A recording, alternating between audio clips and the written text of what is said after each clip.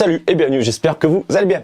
Aujourd'hui, dans cette petite vidéo, on va faire un truc qui intéresse surtout mon père, parce qu'en fait, je viens de récupérer le Reximex RPA. Donc, évidemment, c'est pas le mien, comme je viens de le dire.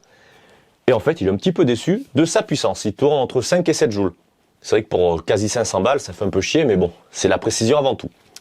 Mais bon, comme ça l'embête, on va essayer de modifier quelques petits trucs pour voir si on peut gagner quelques joules. Donc, je précise de suite. Je ne vous conseille pas de faire ce que je fais, parce que là, c'est du bricolage. Donc, dans un premier temps, je préfère que ce soit clair. Si jamais ça vous dit, j'ai le groupe Facebook, j'aime tirer 3 petits points au plomb. Venez, on est là pour rigoler, partager, il y a de la bonne ambiance. Bon, il n'y a pas grand-chose de plus à dire. J'avais fait une vidéo de présentation, je vous la mets là si vous voulez la voir. Donc, c'est un pistolet PCP.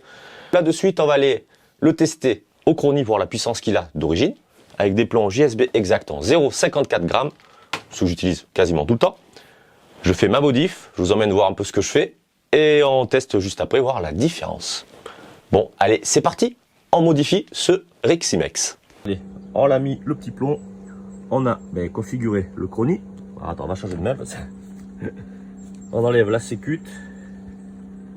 J'ai mis l'oreille qui permet de charger plomb par plomb. Et on va faire un tir. Bon, on s'en fout, attends, je mets de loin. Pas de dégommer mon chronie quand même.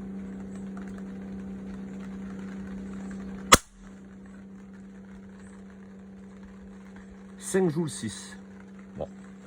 Allez, on fait place maintenant à la modification. Alors là, on voit bien le pistolet, il est ici. J'espère que ça se voit à l'écran parce que, comment dire, la luminosité n'est pas folle. Pour commencer, en fait, ce que j'ai envie de faire et ce que je vais modifier, sur les PCP, derrière, nous avons un ressort. Quand on appuie sur la détente, ça lâche un ressort avec un marteau qui vient taper une valve, en fait, pour expulser l'air. Donc il y a des ressorts qui se vendent plus ou moins durs en fonction des marques. Et celui-ci, alors il me semble qu'il y en a sur une marque, mais j'attends justement Laurent un petit peu ce qu'il reçoit, voir si ça fonctionne. Donc là aujourd'hui on va procéder d'abord à un petit bricolage. Donc on va tenter de durcir un peu le ressort et de rajouter un poids de manière à ce que ça tape plus fort, voir si ça évolue avec la puissance. Donc en premier il faut démonter la crosse, évidemment pour y accéder, on a deux vis. La première vis, donc c'est du 6 pans en diamètre 3, voilà, qui est ici. Devant. Donc voilà l'intérêt du petit tournevis de précision. Moi il y a plein de petits embouts. Voilà la première vis. Ensuite, donc là ça va avec, il nous faut un embout avec une rallonge. Donc là le petit c'est du 2 et là c'est du 3. Voilà, on va y arriver. Donc là c'est au fond dans la crosse, il faut chercher. Voilà, on y est. Donc c'est pas compliqué, et si ça fonctionne et qu'on a un ressort qui va bien en plus, donc il me tarde de savoir un petit peu.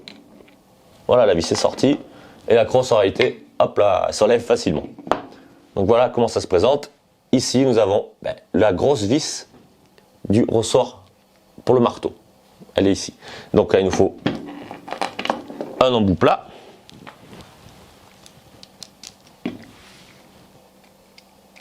Donc en dévisse, alors je vais le poser parce que c'est légèrement sous pression, c'est pas non plus un truc de fou. Je vais vous faire avec mon téléphone, que ça si jamais on voit pas. Voilà, de plus près. Donc comme je disais, une petite vis, une grosse vis dans la crosse, donc voilà, le devant la petite, là, ici, la plus grosse qui tienne la crosse. C'est fixé ici et ici, et donc le cul du pistolet. Donc le cul du pistolet, voilà comment c'est foutu. On dévisse ça et on atteint où il y a le ressort. Alors, moi ce que j'ai fait, alors là, vous allez rigoler, je me suis trouvé un ressort, un petit ressort. Au bout du ressort, j'ai mis une petite vis que j'ai meulé en fait la tête de manière qu'elle rentre dans le marteau. J'ai mis une autre vis au bout. Donc là, comme je dis, c'est vraiment du bricolage. Pour ça que je ne vous conseille pas de le faire. Mais c'est déjà pour voir un petit peu le résultat. Donc du coup, lui, il est beaucoup plus dur. Et je vais en fait l'insérer dans ce ressort là. Et comme ça, on va voir ce que ça donne. Donc voilà, comme je vous dis, c'est du bricolage. Donc là, l'avantage, c'est que en réalité, en fait, il va forcer, mais pas toute la... C'est qu'après qu'il force. Donc le résultat ne devrait pas être non plus fou, mais ça devrait déjà améliorer. Donc je l'insère dedans. Je remets la petite vis. Donc, en gros, ça va jouer aussi sur la compression du ressort, étant donné que la vis dépasse. Ben, forcément, le ressort est plus comprimé et vient taper plus fort le marteau. Donc là, on commence à visser. Donc là, pareil, faut faire attention, il ne faut pas visser trop loin parce que il faut tester en fait, voir si on arrive à réarmer. Donc je ne sais pas si je remonte la crosse. Allez, on va la monter. Parce qu'après, on ne peut plus effectuer le réglage sur la vis. Voilà. Allez, c'est parti. On remonte la crosse et on se retrouve dehors au chrony, voir si ça fonctionne. Donc, avant toute chose, on va vérifier si en tirant le levier d'armement, on arrive à enclencher. Donc là, ça va forcer plus. Ça l'enclenche. Eh ben allez, on va dehors et on teste au chrony. Bon, on est prêt à faire feu. Donc tout à l'heure, on était à 5 joules 6. On va voir un petit peu.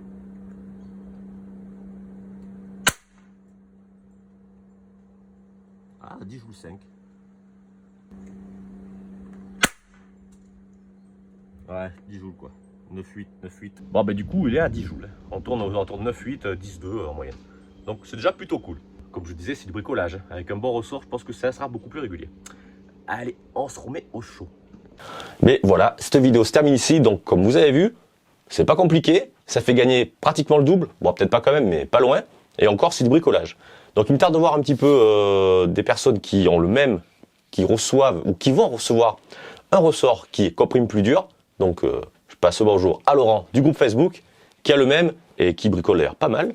Et donc, voir un petit peu qu'est-ce qu'il en pense et surtout si ça fonctionne bien. Et si ça fonctionne, à ce moment-là, je vous le redirai. Prochaine vidéo avec ce Reximex, on va installer un viseur point rouge, parce qu'il veut tirer avec son viseur point rouge. Donc, on va l'installer, le régler et on fera quelques tirs, évidemment. Bon, écoutez, comme d'habitude, je vous invite à partager, à liker, abonnez-vous et on se dit à la prochaine pour une nouvelle vidéo. Allez, salut!